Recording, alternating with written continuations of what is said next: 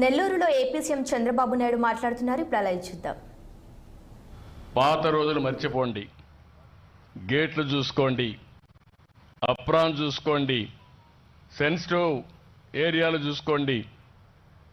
ఎక్కడన్నా మొన్నే తుంగభద్రలో కూడా ఒక గేటు కొట్టుకొని పోయింది. పులిచెంతల్లో కానీ గేటు పోయినప్పుడు కానీ ముఖ్యమంత్రి బయట వచ్చుంటే గుండ్లకమ్మలో 2 సార్లు గేటు పోయేది కాదు. ఆ తర్వాత అన్నమయ్య ప్రాజెక్టు కొట్టుకొని పోయేది కాదు. ఎంతోమంది చనిపోయేవాళ్ళు కాదు. కనీసం కొట్టుకొని పోయిన తర్వాత దాన్ని తిరిగి ఏం చేయాలనో చెప్పలేని అసమర్థ ప్రభుత్వం ఆ రోజు పనిచేసింది. అసమర్థ నాయకులు పనిచేశారు.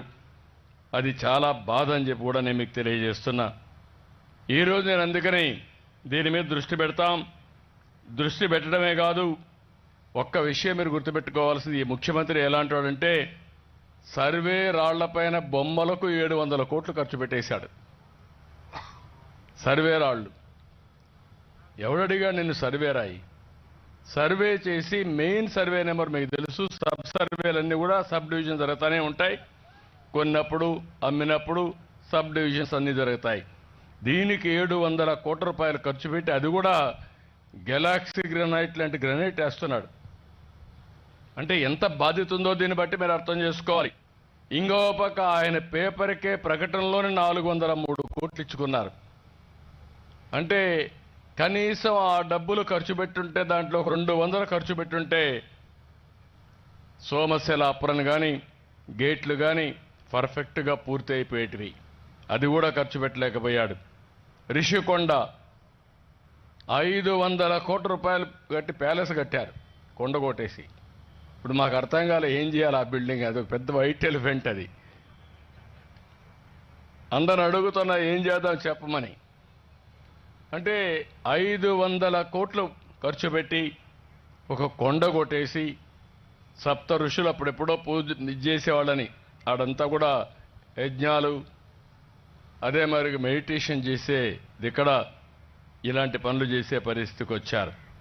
నిన్నే మీరు చూశారు, తుంగభద్రలో ఒక డ్యామ్ ఒక గేట్ కొట్టకపోయింది. కొట్టకపోతే నా నోటీస్కి వస్తానే మా ఆఫీసర్లు చెప్పాను, మంత్రికి చెప్పాను. మన మంత్రులు కర్ణాటకకి వెళ్ళారు. మన దగ్గర కన్నయ్య నాయుడు ఒక ఇంజనీర్ ఉంటే ఆయన పంపించాం. పంపించిన వెంటనే ఆయన పోయి ఒక 3-4 రోజుల్లోనే మళ్ళా గేటు పెట్టి నీటి నిల్వ చేసినటువంటి వ్యక్తిలో అక్కడ కర్ణాటక గవర్నమెంట్ బాగా పనిచేసుకున్నారు. ఇమ్మీడియట్గా చేసాం. అది బాధ్యత. ఇక్కడన్నా గేటు పెట్టాలంటే అవకాశం ఉంది, కానీ అక్కడ గేటు పోతే అవకాశం కూడా లేదు టెక్నికల్గా. అయినా కూడా ఇది పెట్టే పరిస్థితికి వచ్చారు. నేను ఒకటే ఆలోచిస్తున్నాను ఈ సందర్భంగా, మీ అందరికీ ఒకటే విజ్ఞప్తి చేస్తున్నా. నదుల అనుసంధానం జరగాలి. వంశధార నుంచి పెన్నా వరకు గోదావరి, కృష్ణ అన్ని నదులు అనుసంధానం చేసుకుంటూ మనం రాగలిగితే ఇంకా ఈ రాష్ట్రానికి కరువు అనే మాట ఉండదు. ప్రతి ఎకరాకు నీళ్లు ఇచ్చే అవకాశం వస్తుంది.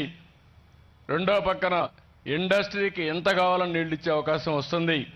త్రాగునీటి సమస్య కూడా ఉండదు. ఇది చేయాలంటే పోలవరం పూర్తి కావాలి. మీ అందరూ తెలుసు పోలవరాన్ని ఏం చేశాడో, గోదావరిలో ముంచేశాడు.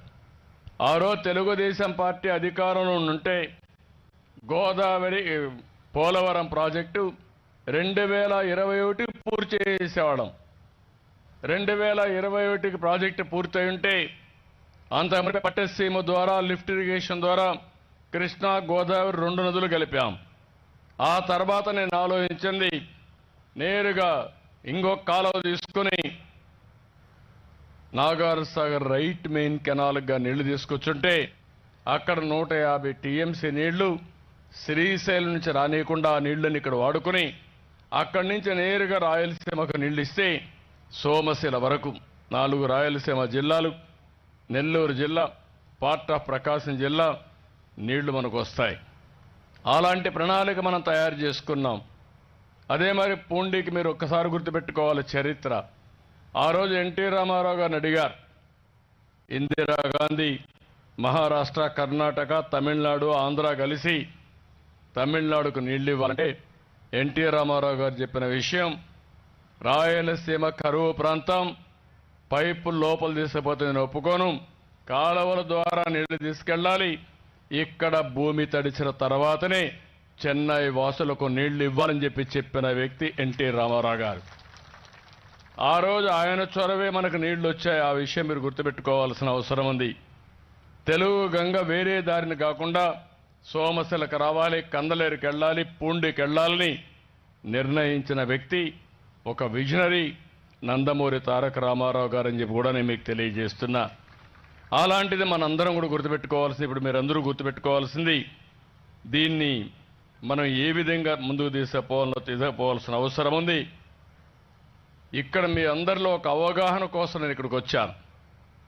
రైతుల్ని ఎప్పటికప్పుడు ఇలాంటి కార్యక్రమాల్లో భాగస్వాములు చేయాలని, మీ ఆలోచనలు తీసుకోవాలని, తద్వారా మీరు ఇచ్చిన ఆలోచనలకు అనుగుణంగా ప్రభుత్వం పనిచేయాలని చెప్పే ఉద్దేశంతోనే ఇక్కడికి నేను రావడం జరిగింది. అందుకని నేను అక్కడ చూసి చెప్పేసి వెళ్ళిపోవచ్చు, కానీ ఏం జరుగుతుందో మీకు చెప్పాలి, మీలో కూడా చైతన్యం తేవాలి, మీరు కూడా బాధ్యత తీసుకోవాలనే ఉద్దేశంతోనే నేను మీ దగ్గరకు వచ్చానని చెప్పి కూడా నేను మీకు తెలియజేస్తున్నా. ఈరోజు ఇక్కడికి వచ్చినప్పుడు ఇప్పుడే రామనారాయణ రెడ్డి గారు చెప్పారు, ఏదైతే లిఫ్ట్ ఇరిగేషన్ ఉందో దాన్ని నేరుగా ఇవన్నీ చేస్తూనే, ఆప్రాన్లు ఇవన్నీ చేస్తూనే ఫేజ్ 1 కింద ఒకటి ఆ పడమటి నాయుడుపల్లి, పొంగూరు ఈ 2 పూర్తి చేస్తే 20,000 ఎకరాకు నీళ్లు వస్తాయి. అది కూడా ఇప్పుడే నేను చేయమని చెప్పి చాలా స్పష్టంగా చెప్పాను. ఇక్కడ మీరు ఒక్క విషయం గుర్తుపెట్టుకోవాల్సిన అవసరం ఉంది. ఈరోజు ఖజానాలో ఖాళీ అయిపోయింది. అప్పులు కూడా ఇచ్చేవాడు లేడు, అంత అప్పు చేశారు. ఇంకొక పక్క అదృష్టం కలిసి వచ్చి ఢిల్లీలో కూడా ఎన్డీఏ ప్రభుత్వం వచ్చింది. మనం కూడా ఎన్డీఏలో భాగస్వాములుగా ఉన్నాం. అది కొంత ఊరటిచ్చే కార్యక్రమం. ఈ విషయం మీరందరూ కూడా ఓసారి చాలా తెలివిగా కూడా చేస్తారు. ఆ తెలివిగా చేసింది 25 సీట్లకు 21 సీట్లు మీరు గెలిపించారు కాబట్టి కేంద్రంలో కూడా మన మర్యాద పెరిగింది, దేశంలో కూడా మన గౌరవం పెరిగింది. తద్వారా మన రాష్ట్రాన్ని ఆదుకునే బాధ్యత కేంద్రం తీసుకునే పరిస్థితికి వచ్చారు. అందుకే మొన్న పోతే అమరావతికి డబ్బులు ఇచ్చారు. ఇప్పుడు కేంద్రం నుంచి పోలవరానికి కూడా పూర్తిగా ఇవ్వడానికి ముందుకొచ్చారు. డయాఫామ్ వాళ్ళు కూడా మొత్తం నాశనం చేస్తే దానికి కూడా డబ్బులు ఇస్తామన్నారు. ఇప్పుడు వర్క్ కూడా స్టార్ట్ చేశాం. ఈ సీజన్లో స్టార్ట్ చేసి అది కూడా పూర్తి చేయడానికి కేంద్రం కూడా సహకరించే పరిస్థితి వచ్చింది. నేను ఈరోజు వచ్చింది ఇండస్ట్రీస్ కూడా 100 రోజుల్లో ఏం చేస్తానో చాలా నిర్దిష్టంగా చెప్పి పనులు చేయడానికి వచ్చాను. అదే సమయంలోకి వస్తే నాకు ఇంకా కొన్ని సవాళ్లు ఉన్నాయి. మీరు ఒకసారి చూసినప్పుడు నేను ముఖ్యమంత్రి అవుతానే మొదటి రోజున 5 సంతకాలు పెట్టాను. మొదటిది మెగా డిఎస్సి, పిల్లలకు చెప్పాను, మీకు ఉద్యోగాలు ఇప్పించే బాధ్యత నాది, చదువుకున్న ప్రతి ఒక్కరికి ఉద్యోగాలు ఇప్పిస్తానని చెప్పి వచ్చిన వెంటనే 16,500 ఉద్యోగాల కోసం మెగా డిఎస్సి ప్రాసెస్ స్టార్ట్ చేసి మొదటి సంతకం పెట్టిన ప్రభుత్వం తెలుగుదేశం ఎన్డీఏ ప్రభుత్వం. దాని తర్వాత ల్యాండ్ టైటిలింగ్ యాక్ట్, మీ భూమికి కూడా టెండర్ పెట్టాడు ఈ దుర్మార్గుడు. ఎక్కడ చూసినా మీరు చూస్తున్నారు, మదనపల్లి ఫైల్స్ కాలిపోయినాయి. ఒకసారి నిద్రలేసి చూశాను నేను, మదనపల్లి ఆఫీస్ షార్ట్ సర్క్యూట్ అన్నారు. నాకు అనుమానం వచ్చింది, షార్ట్ సర్క్యూటా, మళ్ళా వివేకానంద రెడ్డి గొడ్డలి వేట, ఏం జరిగింది ఇది? ఎందుకంటే అనుభవం ఉంది. అప్పుడు కూడా నేను ఇదే అన్నారు. నా దగ్గరికి వచ్చి ఆంధ్రప్రదేశ్ రాష్ట్ర సచివాలయంలో డిప్యూటీ